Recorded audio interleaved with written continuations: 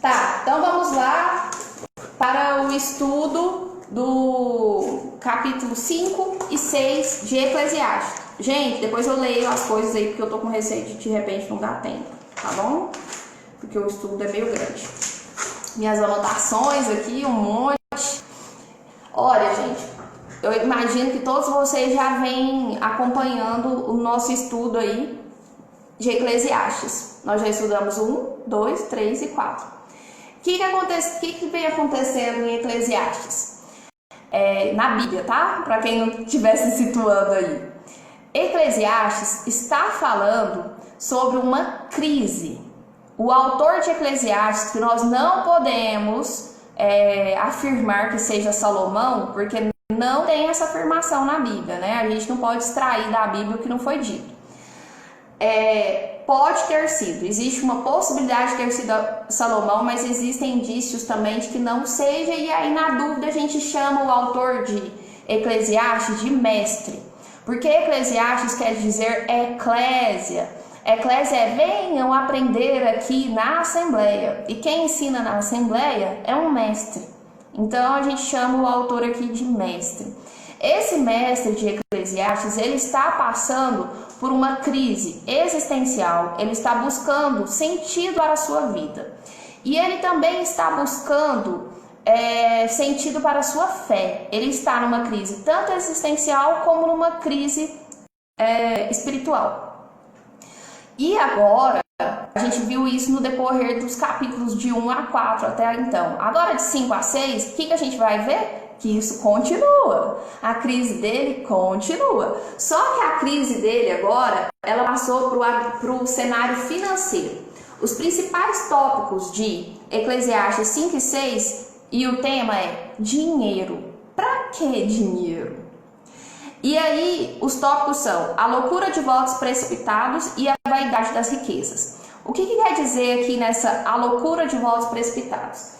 Essa loucura de votos precipitados, ele começou aqui na Bíblia, gente, eu não vou ler porque senão a gente perderia todo o tempo da live, né? Depois vocês leem. Menciona sobre a questão da formalidade da religião.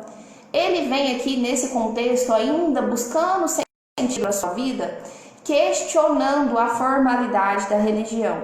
Ele vem explicando que, embora ele tenha buscado, embora ele tenha feito de tudo dentro de um templo, vamos assim dizer, ele percebeu que isso não é o suficiente para encontrar sentido para a sua vida. Então, ele entendeu que no cenário da formalidade religiosa, ele também não saiu convencido de que isso era sentido para a vida dele.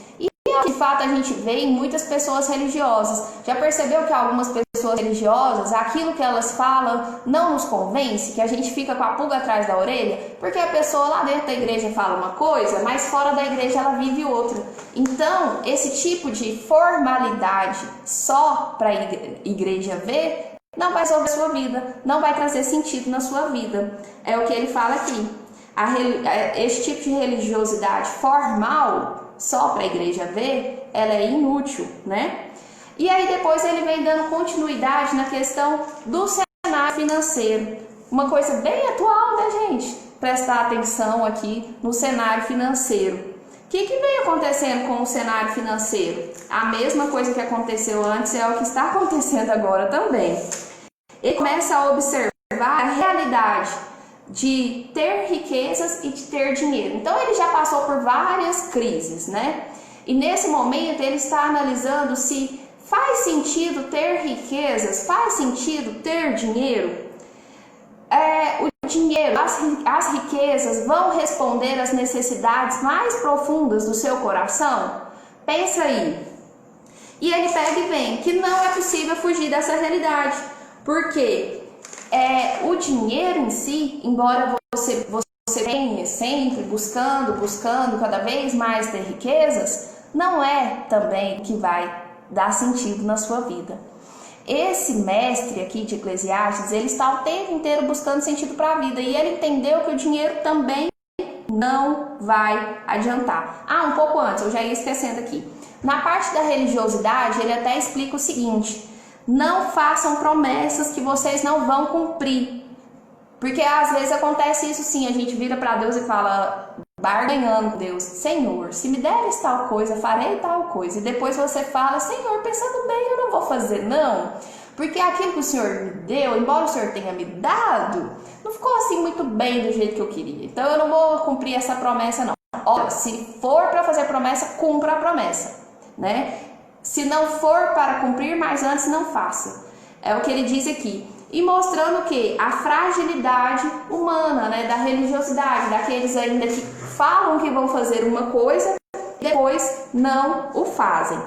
E quanto à questão do dinheiro, ele explica também que é uma coisa bem antiga, a ideia da pirâmide social. O que seria isso? A pirâmide social é o que existe até hoje, né? Nós temos aqui uma pirâmide social que aqui na base está quem mais trabalha, acima de quem mais trabalha está quem explora e acima de quem explora ainda está quem explora mais ainda. Ele fala assim, ó, é uma base que sustenta, aqui tem uma base que sustenta, existem pessoas superiores e acima existem pessoas mais superiores ainda, que muitas das vezes a gente encontra no topo aqui um presidente ou um rei. Naquela época era um rei, na nossa época é um presidente, para vocês verem que as coisas não mudam.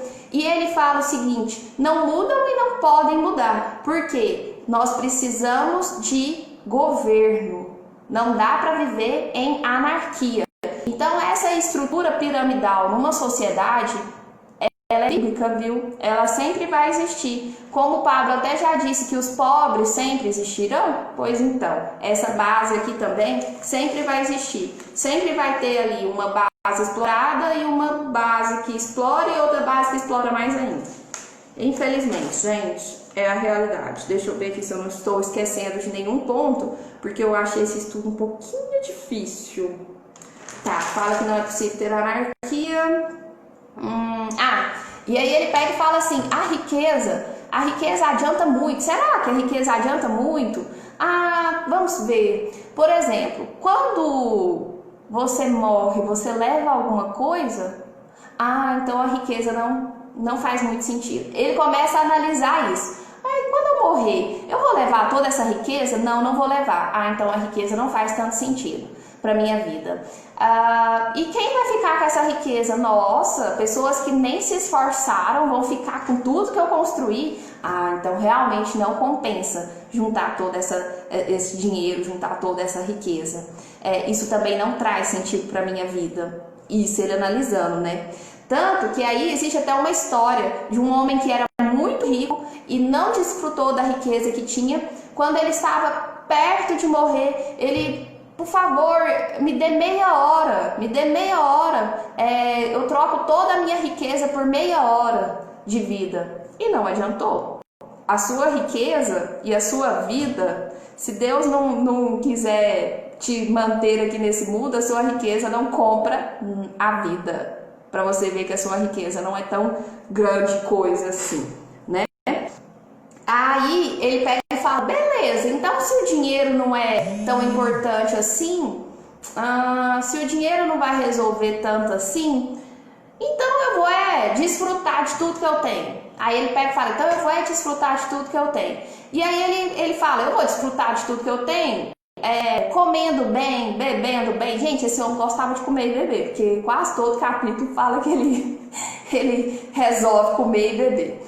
E aí ele pega e fala, então eu vou comer, eu vou beber, eu vou gastar minhas riquezas, já que eu vou morrer mesmo e não vou levar nada, né? Aí ele pega e percebe que isso também não faz sentido. Ele teve essa sensação de que começou a gastar a riqueza. Gente, mas que difícil, né? Esse homem está o tempo inteiro buscando sentido na vida e não encontra. Ele agora percebe que no dinheiro ele não encontra também respostas para as necessidades mais profundas do coração dele. E aí ele até explica o seguinte: quem ama o dinheiro jamais terá o suficiente. Não terá o suficiente, você vira escravo do dinheiro. Quanto mais você tem, mais você quer ter. E para manter essa estrutura que você já tem, você precisa de mais dinheiro, senão essa estrutura estruturas vai para o chão. E isso é o que, gente? Nada mais, nada menos, que eu até estava fazendo aqui um elo com o estudo, é servir ao Deus Mamon. Vocês já ouviram falar desse Deus? Mamon? Em Mateus 6, 24 fala assim, ó, ninguém pode servir a dois senhores, porque ou há de odiar um e amar o outro, ou se dedicará a um e desprezará o outro. Não podeis servir a Deus e a Mamon. O problema aqui desse autor de Eclesiastes é porque o bonitinho da carroça está o tempo inteiro tentando buscar sentido para a sua vida em coisas terrenas. Ele está o tempo inteiro buscando sentido para a sua vida na sabedoria humana, só no que tem abaixo do sol. Ele está achando que ele pode servir ao dinheiro e a Deus ao mesmo tempo, e você não pode. Ou você é servo de Deus, porque nunca foi pelo dinheiro, ou você é servo do dinheiro e porque nunca foi por Deus. Essa é a questão. Então, ele está aqui servindo ao Deus do dinheiro. Ele está aqui escravo do dinheiro. Ele está aqui escravo da ganância, da avareza. Eu até anotei aqui. E o que o Deus do Mamon faz? Ele suborna os humanos ao ponto de extrair-lhe a alma. Você fica desalmado. Você já percebeu umas pessoas que são ricas demais e que você tem a impressão que elas são desalmadas? Parece que não tem mais coração no peito? Essas pessoas estão no mundo buscando sentido para a vida. Elas compram, já não tem mais o que fazer com o dinheiro delas e ainda assim não encontram sentido para a vida. Mas é claro que vai encontrar. Ela está servindo ao Mamon, ela está servindo ao Deus Mamon. O dinheiro é errado? Não é isso, gente. É uma questão de saber colocar o dinheiro aonde ele deve estar. O dinheiro, ele é útil, lógico que ele é útil e necessário. E se vocês não quiserem, até pode me dar. Mas assim, não há necessidade nunca de você servir ao dinheiro. E sim, o dinheiro é que te serve, né? Tá. É irracional você juntar muito dinheiro também e não desfrutar, que às vezes é o que acontece. As pessoas juntam, né? Tem um monte de bens, um monte de riquezas e não tem tempo nem sequer de desfrutar. E é justamente o que eu achei assim interessante, o que é condenável em relação ao dinheiro é justamente esse ajuntamento, esse aprisionamento. Por quê, gente? A gente está estudando isso. Esse aprisionamento é reter. Você não pode reter as coisas, né? Você tem que transbordar. Então, assim, você pode ter essa riqueza, sim, mas você também tem que transbordar essa riqueza, né? Por isso é que acaba não fazendo sentido. Se você não entende que o dinheiro, ele serve para servir, não é verdade? Não vai fazer sentido na sua vida. Se você vive para o dinheiro, você se torna escravo desse dinheiro. E quando você morrer, lamentavelmente, você não vai levar nada disso, tá bom? Além dele não trazer satisfação para a sua vida, nos países de primeiro mundo existem os maiores índices de suicídio. Por que será? As pessoas ali estão numa onda desenfreada por riquezas e chegou à conclusão de que depois de terem exauridos todos os seus sonhos de consumo, elas continuam vazias do mesmo jeito, né? Se não pior. Elas chegam à conclusão de que dinheiro para quê? Para que dinheiro? Que é o tema do nosso estudo de hoje. Mas paramos por aí. Quando o mestre do livro entende que o dinheiro ele até colocou assim, ó, dinheiro pra quê? Se a vida não me dá bola, e quanto mais eu penso nesse assunto, mais me enrola, vamos continuar estudando Eclesiastes, né? Ele não fala isso, mas o Luiz Saião, que é o pastor que eu sigo para poder fazer o estudo, ele fala isso. Conclusão, o dinheiro, pra que o dinheiro? Se a vida não me dá bola, e quanto mais eu penso nesse assunto, mais a coisa enrola. Porque aqui O mestre de Eclesiastes, ele já tentou buscar sentido em várias coisas, tudo abaixo do sol. E aí ele não está encontrando sentido em nada. Agora ele está com essa sensação de que, vou até parar com isso, porque não tem, nada disso está tendo sentido, eu estou ficando cada vez mais enrolado. E aí a gente vai saber o que acontece mais adiante, porque o estudo, bem dizer, é só nessa questão de você ter consciência de que você não pode ser escravo do dinheiro, embora ele nem fale isso. Ele fala que não compensa ter o dinheiro, né? Vamos às perguntas. O dinheiro, ele é sempre criticado aqui neste capítulo, tanto no 5 como no 6. Mas Eclesiastes 5,19 diz que o dinheiro é um presente de Deus e que devemos buscá-lo. Uai, devemos ou não? Sim, devemos. O dinheiro, ele não significa muita coisa. É isso que a gente tem que entender. Ele não significa muita coisa. Ele é uma convenção social para estabelecer trocas de riqueza e acumular, e para poder acumular essas riquezas. Então, uma civilização, uma sociedade precisa dessa moeda de troca. Mas a gente também não pode confundir o local desse dinheiro. Então a questão aqui, igual Deus é o dono do ouro e da prata.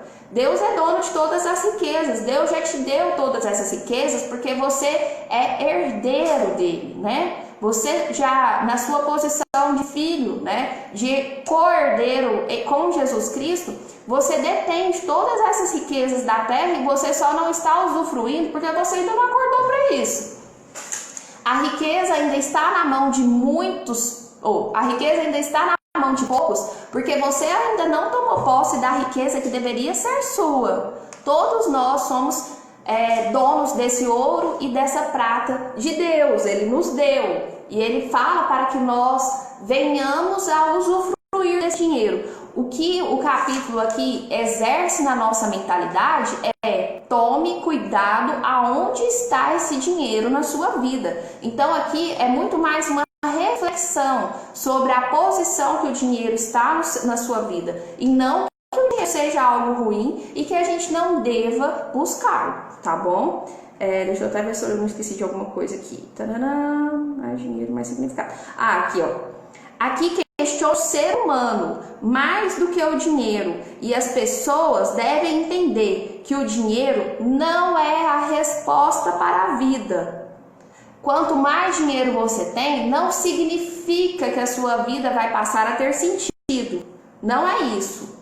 Porque às vezes você fica pensando que a sua vida só vai ter sentido quando você acumular riquezas, quando você tiver estabilidade, que é o que eu meio que pensava. Quando eu passar no concurso eu vou ser feliz. Ledo engano. Você tem que entender que a riqueza já existe dentro de você também, né? E que você já é próspero. Dinheiro não tem nada a ver com ser próspero. Ser próspero é em todos os sentidos da sua vida. E você tem que entender que sendo uma pessoa próspera, o dinheiro é só uma consequência. Ok? As coisas boas da vida... aí ele pega e fala aqui: as coisas boas da vida são dadas por Deus, nós temos que desfrutar. E é isso mesmo. Só que ele vai perceber também que quando se trabalha muito e não desfruta, isso também é um erro. Você está se esforçando e não desfruta daquilo que você tanto se esforçou. Isso vai ficar para quem? Isso vai ficar guardado? Não é essa a intenção. E para trabalhar, para crescer, ter sustento, benefício, o dinheiro é bom. Mas simplesmente para acumular em busca de um significado para a sua vida, isso não tem sentido. Isso é correr atrás do vento. Isso é irracional. A segunda pergunta. Eclesiastes 5, em Eclesiastes 5, 8, 9, se refere ao governo. E é justamente um governo que tem o domínio da riqueza e do dinheiro. Tem alguma relação com o nosso rico dinheirinho? Aqui na Bíblia mesmo fala assim, o texto diz: se você vir o oprimido, o pobre, numa província, e vir que lhes são negados o direito e a justiça, não fique surpreso, pois todo subordinado está subordinado a alguém que ocupa posição superior, e sobre ele a outro que ocupa uma posição de nível mais alto ainda. Então aqui o que nós vemos? Que desde que o mundo é mundo, gente, existe essa disputa de poder, existe essa corrupção, existe esse nível de domínio. O dinheiro e os recursos, infelizmente, eles se concentram mais na mão de uns do que de outros. Ele não está falando se isso é certo, se é errado, mas ele está explicando que desde que o mundo é mundo existe isso. Deixa a gente até um pouco mais tranquilo, né? Nada do que está acontecendo é novo, viu? Não há nada de novo debaixo do sol. Esse problema aqui da organização da sociedade ser tão desigual está relacionado ao pecado, à maldade, que provoca uma exploração fora do normal dos mais fracos. Então, desde que o mundo é mundo, existe essa exploração e os explorados e os exploradores, né? É um problema humano constante e aqui, por incrível que pareça, o assunto na Bíblia, neste momento, é corrupção. Nos tempos antigos da Bíblia, já existia corrupção, embora ainda nem se ousasse falar de eleição e nem de partido político, aqui já está se falando de corrupção. Então, de fato, não há nada de novo debaixo do sol. Terceira pergunta. As pessoas mais ricas e abastadas se tornam insatisfeitas com a vida. Não há uma certa contradição nisso? Sim. Parece haver sim uma certa contradição, porque o dinheiro em si não é o que traz sentido para a vida. Por mais que você fique nessa ilusão de consumismo, eu quero isso, eu quero ter aquilo, se você não tiver Deus na sua vida, que é o que vai de fato dar sentido para a sua vida, a sabedoria que vem do alto, de nada vai adiantar você juntar um monte de riquezas. Esse pensamento de juntar riquezas para ser feliz, você vai perceber que é uma construção fadada ao fracasso. Quando você chegar a essa riqueza, você vai entender que você continua vazio do mesmo jeito, se não pior, né? E muitas das vezes essas pessoas que retêm muita riqueza também, elas se acham donas do pedaço. Elas perdem totalmente o sentido da vida, até porque elas se sentem o próprio senhorio aqui na Terra. Elas se sentem o próprio Deus aqui na Terra. Até fazer um gancho aqui de uma coisa que eu acho interessante. Vocês sabiam que pobre na Bíblia significa ausente? Pobre na Bíblia significa que você depende de Deus. Pobre na Bíblia não é que você não pode ser rico. Pobre na Bíblia significa você reconhecendo a sua fragilidade e que você é dependente de Deus.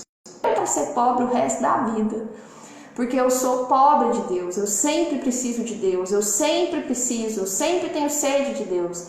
Agora, se você se diz rico, você se diz suficiente. Você se diz suficiente e que você não precisa de Deus. Então, até mesmo nesse sentido, a gente pode interpretar essa questão aqui da riqueza. A pessoa que se diz rica, ela se sente suficiente e ela não se sente dependente de Deus. Ela faz e acontece da forma dela, né? E aí, quando a gente está buscando riqueza em termos de dinheiro mesmo, em termos de capital, a gente tem que sempre ter bom senso. Tomar cuidado para não estar servindo dois senhores. Não é possível. Você servir a Deus e o dinheiro vai ser uma consequência na sua vida, do seu bom caminhar, do seu bom agir e não o contrário. Ok? Quarta pergunta e já estamos encerrando. Qual é a solução apresentada pelo autor para o problema da insuficiência do dinheiro e para o resto da vida? Ele primeiro diz que o dinheiro não é solução. Isso ele já entendeu, que para a vida dele o dinheiro não está sendo solução.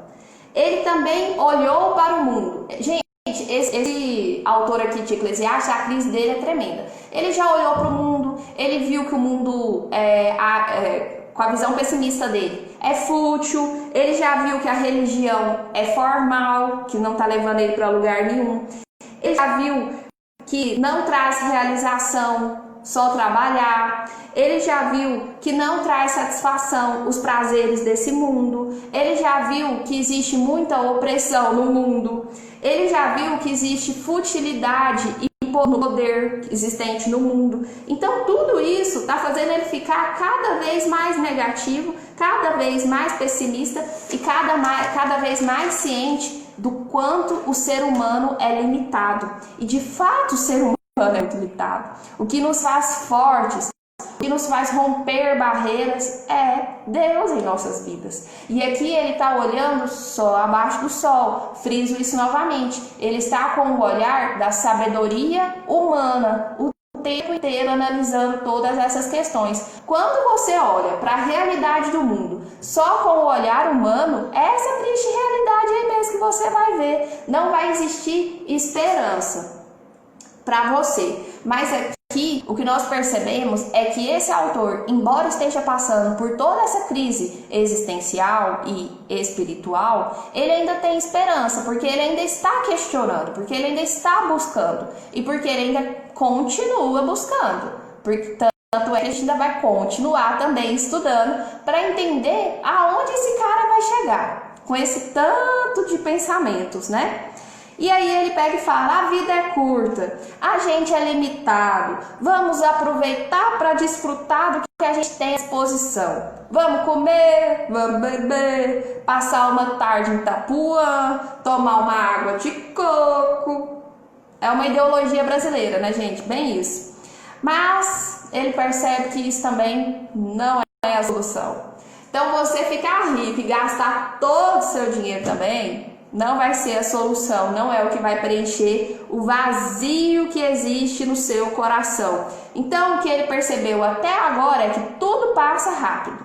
Tudo passa rápido e que o dinheiro não é solução, que desfrutar dos bons momentos da vida também simplesmente não está trazendo solução.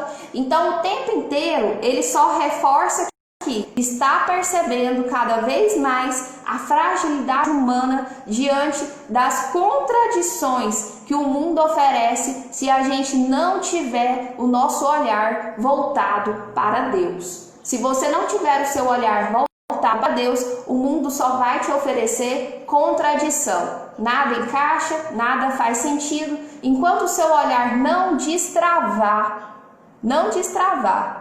para o propósito que você tem nessa terra em Deus, você não vai entender isso. Mas vamos ver se é isso que vai acontecer aqui com esse autor, né? A gente não sabe, porque a gente ainda vai chegar lá. Então, gente, bem dizer foi isso. Ele conclui dizendo, é difícil saber o que vem primeiro, mas com certeza eu já entendi que não é o dinheiro.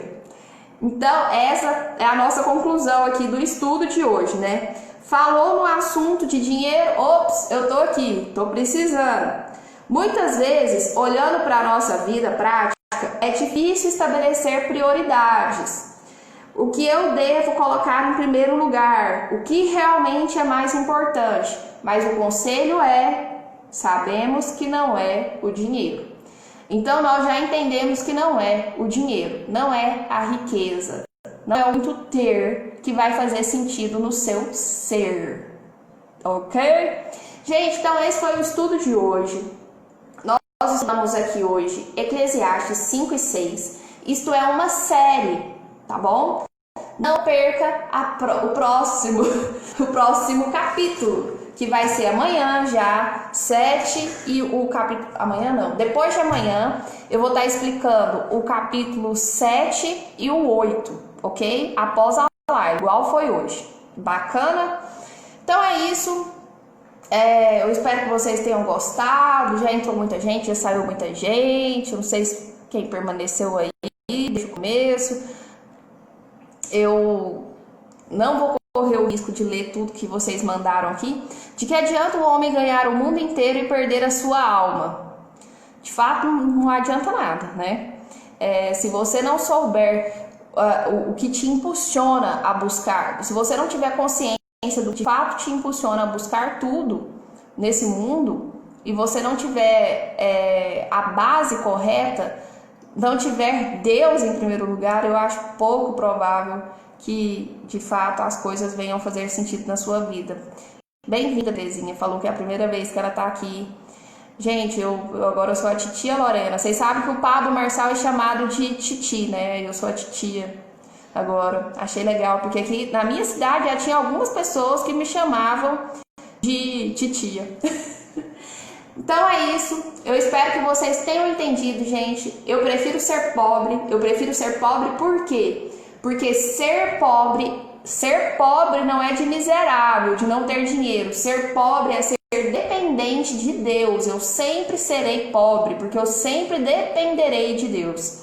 E se você se intitula rico, você fica na sua cabeça, eu sou rico e suficiente, não dependo de Deus. Você pode sim ser rico de ter dinheiro, mas ser pobre da presença de Deus. Você sempre precisa da presença de Deus. O que você não pode de jeito nenhum é ser rico e ser rico se achar suficiente de Deus. Você precisa sempre de Deus. Você não pode ser suficiente de Deus. No momento em que você literalmente for rico e se achar rico suficiente, você não segue a Deus, você segue ao mamon, você segue a sua riqueza, você segue ao dinheiro. Você não pode seguir a dois senhores. Então, faça a escolha certa, siga a Deus. E se vocês não tiverem entendido alguma coisa, gente, eu vi que teve algumas perguntas aí, podem mandar para mim no direct, tá? Para quem não faz parte ainda do nosso grupo de lideranças chamado Metanoiados e estiver assistindo às lives do Pablo Marçal, pode me chamar também, eu vou te colocar lá no grupo, mas só para quem estiver assistindo às lives do Pablo Marçal. E tá perguntando aqui que horário que começou a live. Começou às 8 horas, eu acho que 1 minuto. E eu vou deixar salva, tá, pessoal? Não precisa de preocupar aí, quem chegou já ao bonde andando. No começo eu li o resumo da live de hoje, do Pablo Marçal, e depois a gente começou esse estudo de Eclesiastes 5 e 6, que eu confesso para vocês que eu achei um estudo um pouco difícil. Eu tenho uma certa dificuldade em falar de dinheiro, porque ainda existe um pouquinho aqui dentro de mim uma certa tendência escassa, mas nós estamos trabalhando isso e vamos desbloquear isso. O meu lado comunista ainda, que fica falando meio alto dentro de mim. Mas eu entendi muito bem qual é a ideia principal, né? Nós temos que ser dependentes de Deus. Nós temos sim. Deus não quer a gente vivendo miseravelmente nesse mundo, viu, gente? Deus não quer. Deus é dono do ouro e da prata e Ele nos deu esse ouro e essa prata. Ele nos deu talentos para multiplicar. Ele não pediu para a gente ser um servo preguiçoso nessa terra. Ele não quer que a gente fique esperando só o maná cair do céu, viu? Ele quer que a gente faça e aconteça. Ele já nos deu todas as ferramentas, Ele já nos deu todas as sementes. E se você não está plantando, Ele vai te chamar de servo infiel e preguiçoso. Eu não quero isso para mim. Então, bora lá, vamos cuidar da nossa vida. Fiquem com Deus e até amanhã nesse mesmo bate-horário. Beijo da titia. Dinheiro não é o mal, o que faz com ele é que importa. Isso mesmo, beijo. Fui.